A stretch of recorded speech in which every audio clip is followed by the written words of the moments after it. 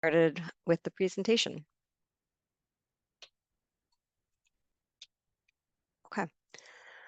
So for the agenda for the meeting, we'll start with a little overview of the master plan process, which is really the starting point for our design work. For those of you that weren't part of the master plan engagement process several years ago. Then David Stinson will be talking about the plan amendment that is upcoming in the next month or so with public hearings. I'll talk about our zoning process and entitlement process for the entire complex, give you some updates on the first phase of the development, which is the Judicial Annex and Building 1, show you some images and design updates on that phase. And then Gautam will give you an update on the historic wing demo, as well as the next steps and schedule for the entire complex. So the left-hand image is the existing Judicial Complex site outlined in yellow. It's not only Fairfax County Board of Supervisors' own property, but it's also Fairfax County jurisdiction, completely surrounded by the city of Fairfax. It's a 48-acre site, and with the demolition of the Massey building, there's currently 1.3 million square feet of existing county programs, and the last master plan for the site was done over 20 years ago.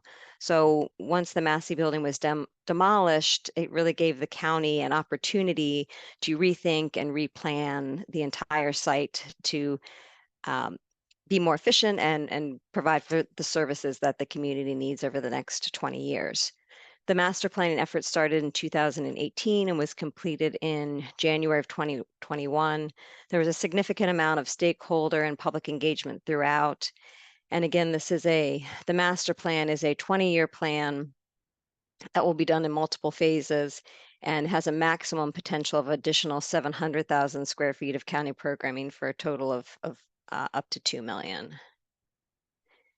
The engagement process during the master plan process was extensive. We met with the county leadership team, as well as the district supervisor's office. The real heart of the engagement was this land use development team that was a 13-member group made up of county leadership and stakeholders within the site, as well as stakeholders within the city of Fairfax. We met many times with stakeholders that worked on the site, as well as city and county residents. We also coordinated with the Architectural Review Board and the History Commission. And part of what the land use development team did early on in the master plan process was to help develop the master plan priorities, which were to develop a safe and secure judicial complex, but also create a welcoming complex as we bring more and different uses to the site that has connectivity to the city and has, easier wayfinding and pedestrian movements throughout the site. We also wanted to respect and enhance the historic resources that we have on the site, such as the historic courthouse and the historic jail. We also looked at opportunities for possible public-private partnerships. And then the county leadership wanted to make sure that we had development capacity to potentially move uses that were in leased spaces onto county-owned property. The first step towards implementing this master plan, because the master plan was truly a planning document. It was not a regulatory document. So in order to move forward with development, we had to start our regulatory process. And the first part of that is going through and making the comprehensive plan amendments that were necessary. And David Stinson will talk about that. Thanks. I am David Stinson with the Department of Planning and Development, and as Kim said, I'm coordinating the comprehensive plan amendment for this project.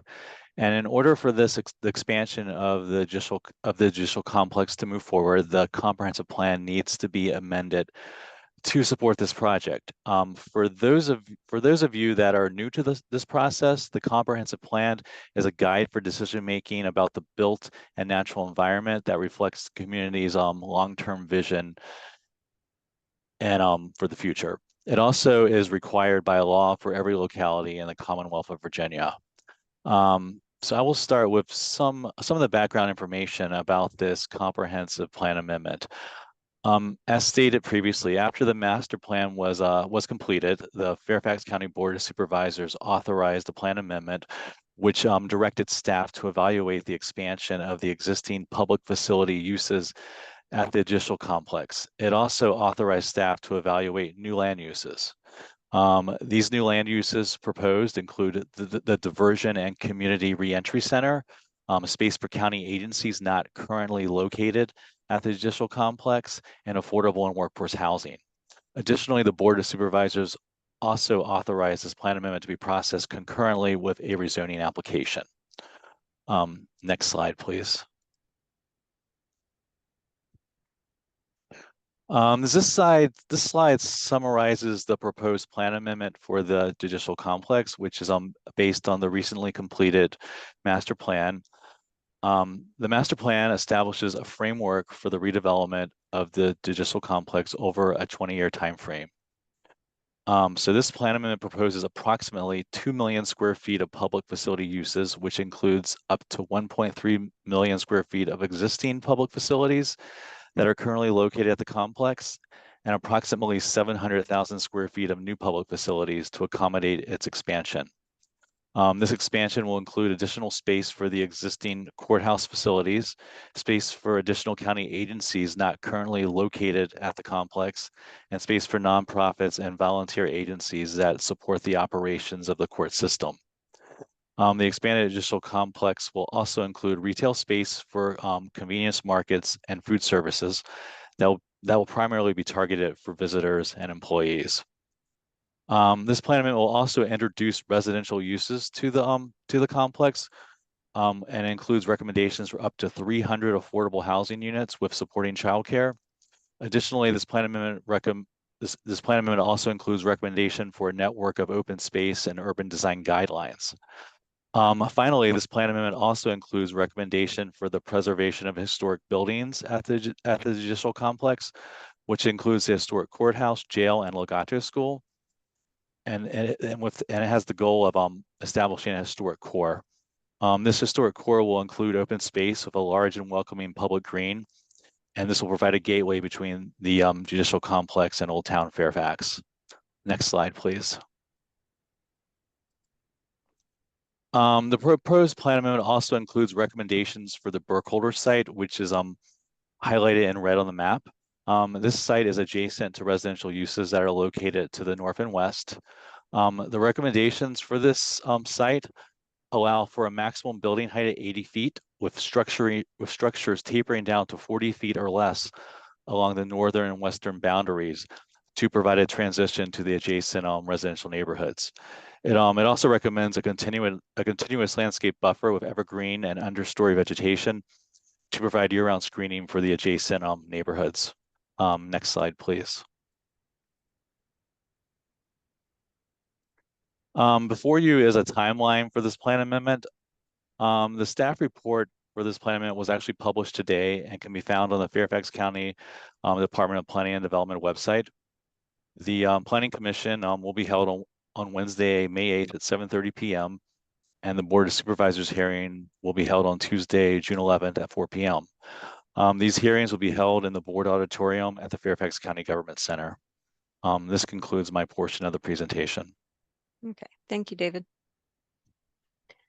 As David mentioned, the zoning applications for this property are being processed concurrently with the plan amendment. And this zoning applications include a conceptual development plan layout. And that's what I have shown right now is the current conceptual development plan layout. And this is really a high level design that organizes the sites and lays out and commits to the grid of streets and the transportation network and where the buildings are going to be, their maximum heights, their maximum square footages. So you'll notice we have Main Street at the top of the page, Chain Bridge Road to the right, Judicial Drive along the bottom, and then Judicial also on the left. Existing Page Avenue will continue up through the site, but then it connects to what is called the new South Street, and South Street will be was designed and will be constructed to align with the city's proposed future South Street extension on the other side of Chain Bridge Road. To the south of South Street is the more secure uses of the site, the juvenile detention, adult detention, the existing courthouses, and then the new buildings 1 and 4 will really be house services to support the detention center and the courthouses and the courthouse, while the uses to the north of South Street are more of the public uses, the less secure uses, such as potentially the health department in the future, offices, childcare for employees, potentially the infant toddler connection were a couple of the uses that we talked about putting in building 2, and then building 3 is potentially a public-private partnership is still to be determined. The CDP also commits to the streetscape. The width of the sidewalks are 6 to 8 feet. It also commits to a certain amount of open space, the location of the open space, and the character of those parks. We're also committing to the promenade, the 15-foot brick walkway that starts at Main Street and goes all the way to the entrance of the existing courthouse. We are extending the existing West Street across South Street and providing a circular drop-off. We're also shifting the entrance to the Judicial Complex on Chain Bridge Road, which is currently where my cursor is now. We're shifting it north, again, to line up with the city's future South Street extension. And then we're also providing bike infrastructure. So the brown line you see starting at the corner of Chain Bridge and South Street and running kind of parallel to South Street, but along the upper green is a 10-foot wide off-street bike path that transitions as it crosses the entrance to the existing parking garage B onto an on-street bike path, but it is also a 10-foot wide separated bike path as it comes down Page Avenue and ties into Judicial Drive. And one thing you'll notice is that the Burkholder site is shown in its existing conditions. So while both the master plan and the comprehensive plan amendment contemplate residential use on that site, it is not included in our conceptual development plan amendment application, mainly because there's not enough design information to include on the site. So when Housing and Community Development is ready to move forward with that development, they will submit their own zoning application that will have to go through the same public process, and that will include the design of the housing and any sort of transportation improvements that are required along Jones and Judicial and Page Avenue would be a part of that zoning application. And as I mentioned previously, this is a 20-year plus build out for the community. Will certainly, or for the county, it will be done in many phases, subject to funding from the county. And the first phase will include construction of building 1. And building 1 is really important because that helps unlock the development opportunities on other portions of the site, because the users from the Burkholder building will be moving into building 1, as well as the police evidence storage facility, which is currently kind of close to where building 4 is, will also be moving to building 1, as well as some uses from the historic courthouse. So once all those different users come into building 1, that allows the rest of the site to redevelop. So because building 1 is really the only facility that we are moving forward with eminently, we have a final development plan just for the phase 1 site. So to orient everyone, to the right is Chain Bridge Road. Entrance to the existing courthouse is down below here. And then we have existing West Street and Page Avenue. So you'll notice that Page Avenue comes between Garage A and Garage B and continues on, but instead of transforming into a one-way loop, it will be a two-way grid on all of the streets on Page, South Street, Massey, and West. And we'll also be installing a traffic signal at South Street and Chain Bridge Road. And we'll be building the extension of West Street and building the circular drop-off, as well as the southern portion of the promenade and building 1. And this is the shape of building 1 is an L shape above ground, But this courthouse plaza between the existing courthouse and building one is really kind of like a green roof that sits on top of the police evidence storage and the parking below. So the outline for the building below building one is really squared off. So that's one of our kind of sustainability features, is building this green roof over top of the police evidence storage, but it also creates a nice courthouse plaza between building one and the existing courthouse.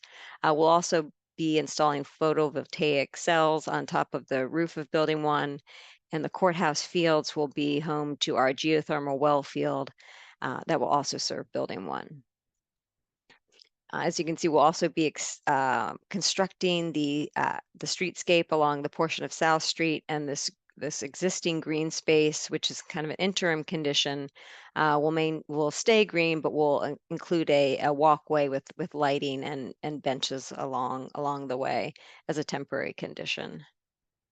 So just to give you a sense for what building one will look like, I have a couple of images and perspective views. So this perspective view is if you're kind of hovering over top of the historic courthouse Sallyport, looking towards the entrance to the existing courthouse. So you see South Street comes down the page and kind of dead ends at Massey Drive, where the existing staff parking garages. This is the outline of building one. Then we have the nice courthouse plaza between the two buildings, the West Street extension with the drop-off area, and of course the promenade with the brick crosswalk across South Street.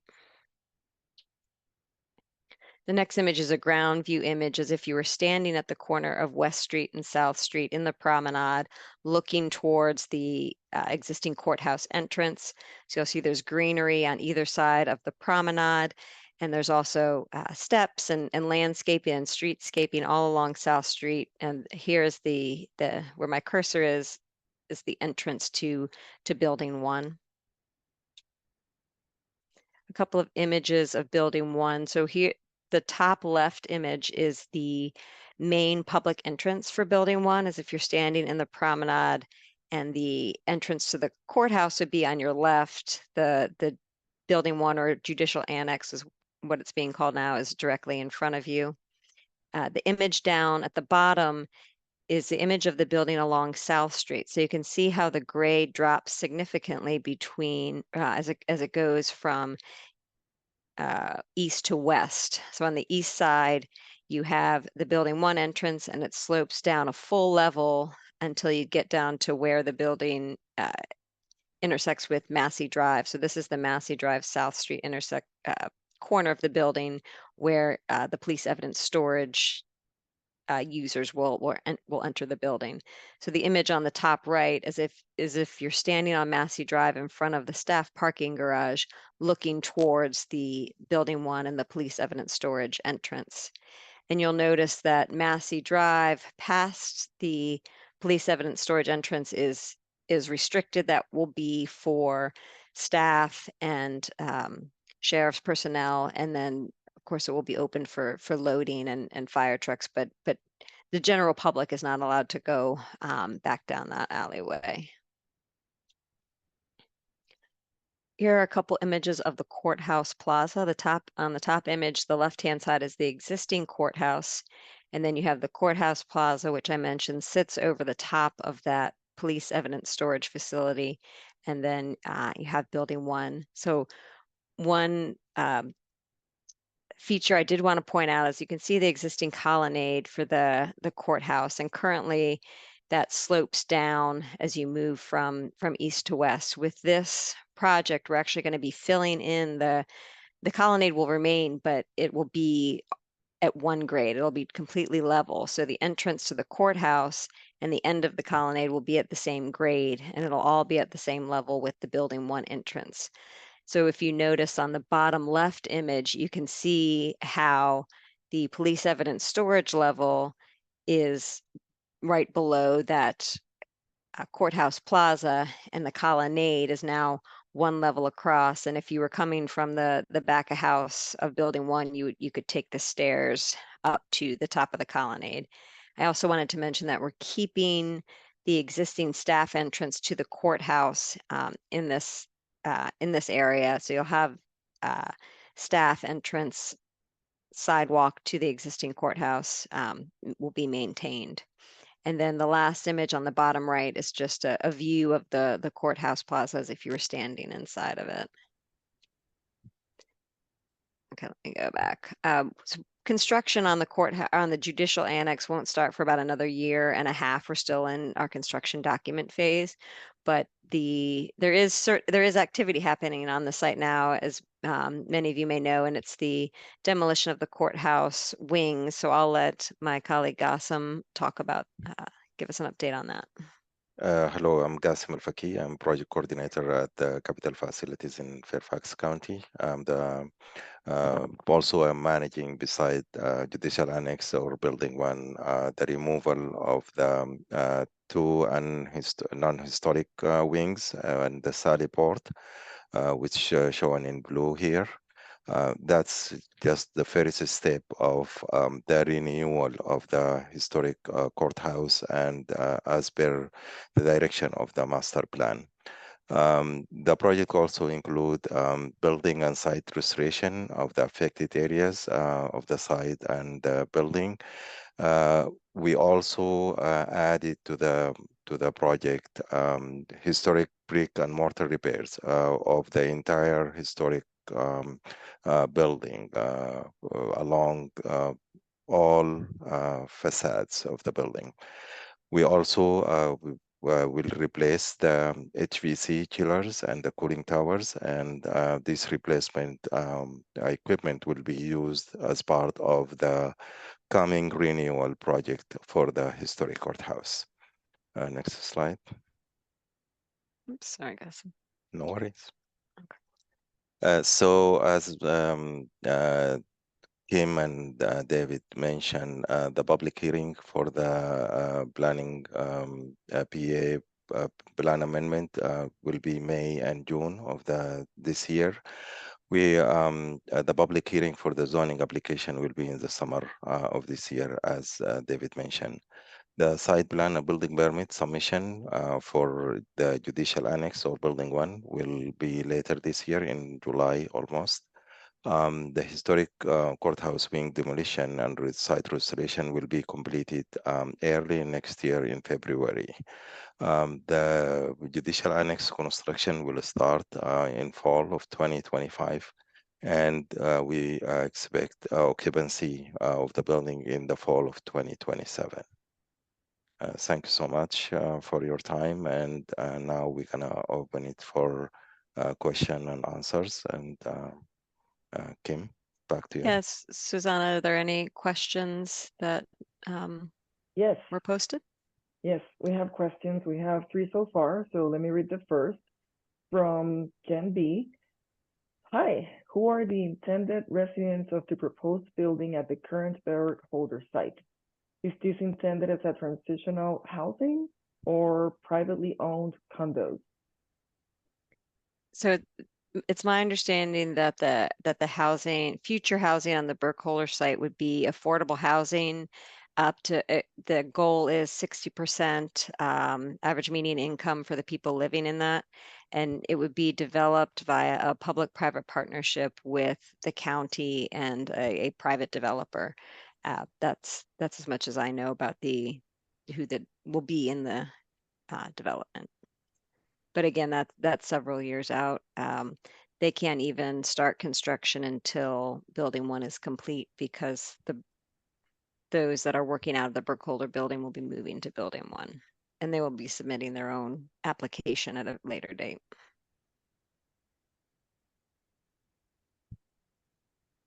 Jen B says, thank you.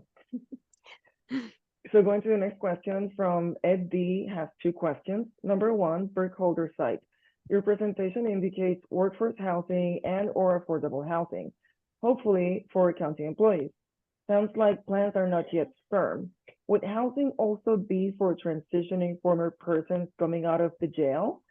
Mixing former jailed individuals with county personnel could cause safety issues. That's question number 1. So I think we already talked about who is going to be in the potential affordable housing units, but to speak to the transitional housing option, that would really be part of building 4 and the diversion and community reentry building. So that building would be a combination of short-term housing, transitional housing, and as well as it would provide services for those coming out of jail that maybe when they're released from jail, it gives them a place to go if they need a token for the bus, or if they need clothes or food, or if they need services to help find a housing for them. It'll be a combination of a building that provides services as well as housing. But I don't want to speak for housing and community development, but it's my understanding that the affordable housing on the Burkholder site would simply be standard affordable housing and not transitional housing. Okay. Question number 2 from Ed D. Number of units appears to have increased from the approximately 200 units to up to 300 units as requested by county supervisor. Do the 80 feet and 40-foot maximum heights still apply with the expanded number of units? So the 40 and 80 feet is something that they'll have to comply with when they develop the site, because that's part of the comprehensive plan amendment text, correct, David? And then, That's correct, yes. yeah, it was a maximum of 300 units, but the plans haven't been established. They can't go over 300 units, but they could go under 300 units. It's just there's not enough information on that site, which was why we did not include it in our conceptual development plan amendment application. Okay. Question from Latanya Colbert Martin. Will this project raise city residents' taxes? I'm not sure how to answer that. It's a county project. It's on county land.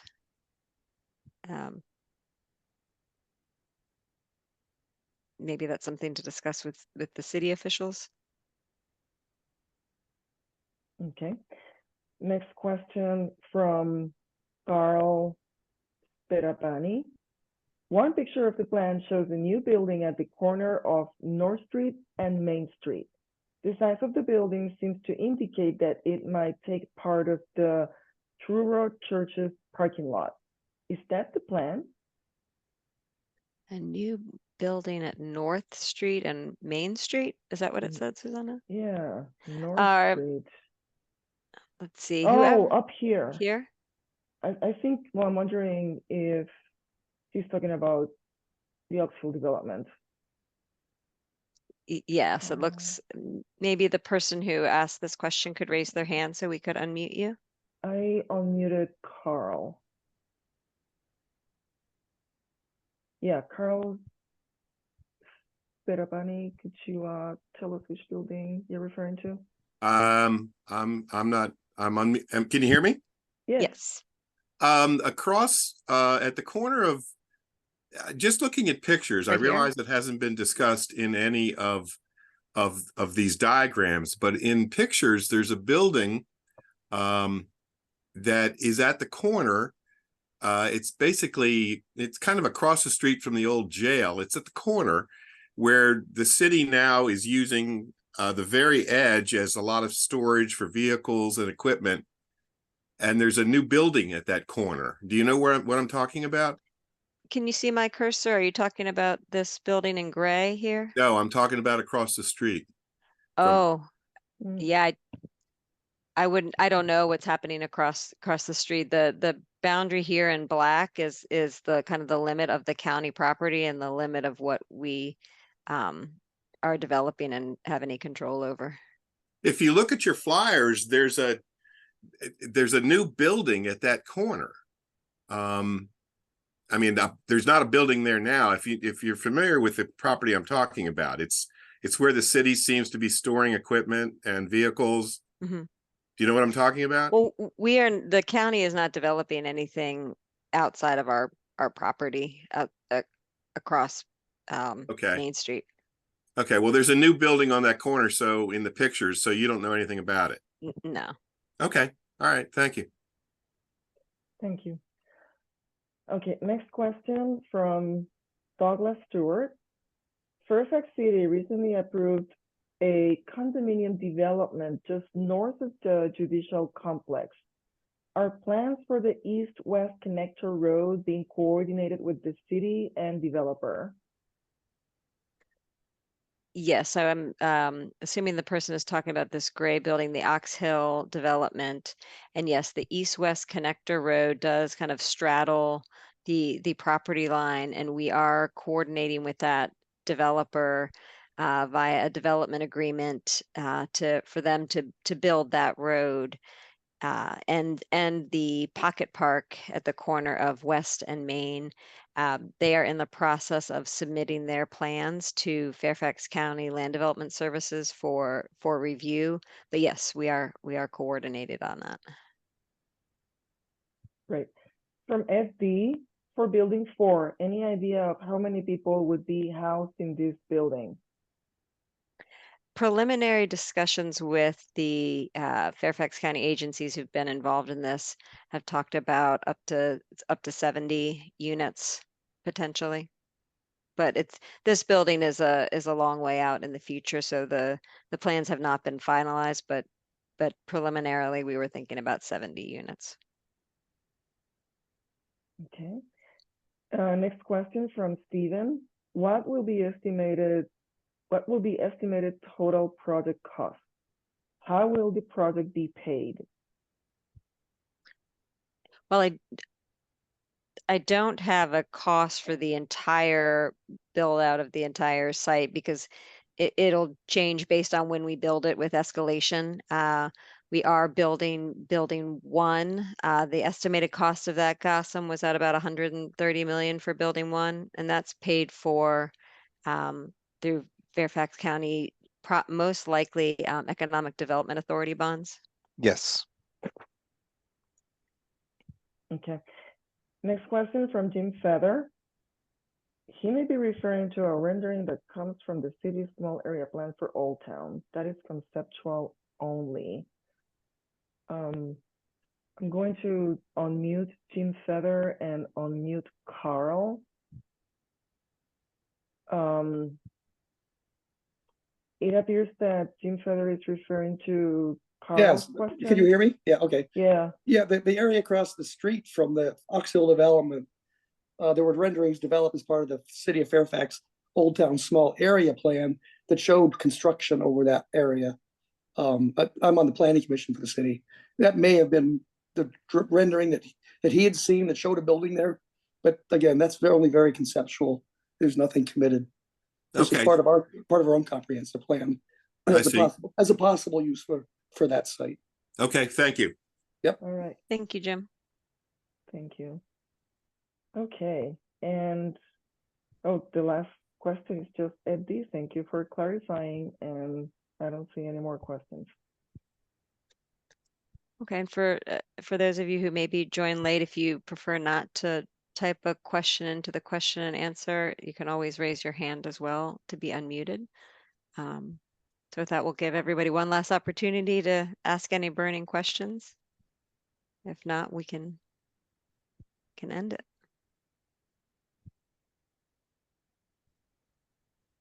Oh, there's a hand Okay. from Douglas Stewart. You are unmuted. I just wanted to ask about the plans for South Street, when you anticipate those would be implemented, and how that, I guess, it would be in coordination with the city's plans on the other side of 123, but I'd just be very interested in knowing kind of if there's any general timeline for that to kick in. Sure, yeah. So South Street will be built in phases. So here at the comprehensive plan, you see South Street kind of runs all the way through the site and connects into Page Avenue. But with phase 1, let me go to the FDP. We'll just be building the very first section of South Street. So this, as well as the the traffic signal. And yes, we've been coordinating with city staff, and we're ahead of their South Street extension plan. So our South Street will go in, our side of South Street will go in first, and we'll have to potentially, I don't know, we'll potentially have to relocate the traffic signal poles based on what the final design across the street is, but we'll be designing this initial section of South Street and constructing it with building 1. So construction of that is supposed to start in about 1.5 years. And it'll take, the whole project takes about 2 years for construction. So that's a general time frame. So you're looking at 3 to 4 years before that intersection is complete. Thank you. Sure. Okay, we have 2 new questions from Jim Feather. Have you already done a traffic impact study? What is that telling us? There are some overtaxed intersections in the area. Yes, we have done a traffic impact assessment. That's a requirement of our zoning application. And we have and that's one of the reasons we're putting a traffic signal in at South Street and Chain Bridge Road. Building 1 itself does not significantly change the traffic. With the full build out of the site, we have implemented measures we're realigning West Street to provide a larger I guess, segment of South Street between the 2 intersections. And then we're also looking at adding an access to the site. Again, this was something that came out of the TIA and was suggested by FCDOT. So between the Juvenile Detention Center and Adult Detention Center, between Page Avenue and Judicial Drive, we're proposing another entrance and exit to the site to take some relief off of the current entrances and exits off of into the complex. And then with the housing development, they'll look at the required transportation improvements that are going to be needed kind of in the vicinity of their development.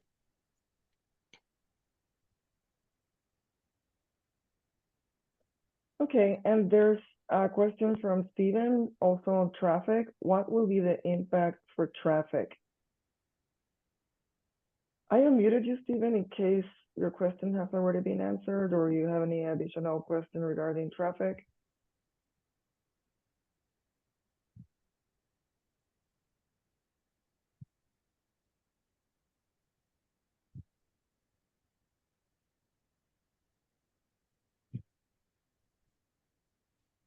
Doesn't look like he's unmuted.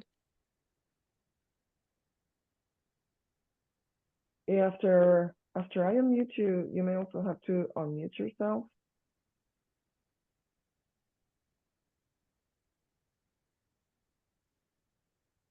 Okay, well, that's all we have for questions. Okay, well, thank you, everybody. I appreciate your time and your interest in the project. You can always go to the Fairfax County website and search for the Judicial Complex for updates to the project on the webpage, or email Gossam or I. And this recording will be posted at the website for the project. As well So as the presentation. Yep. Yes.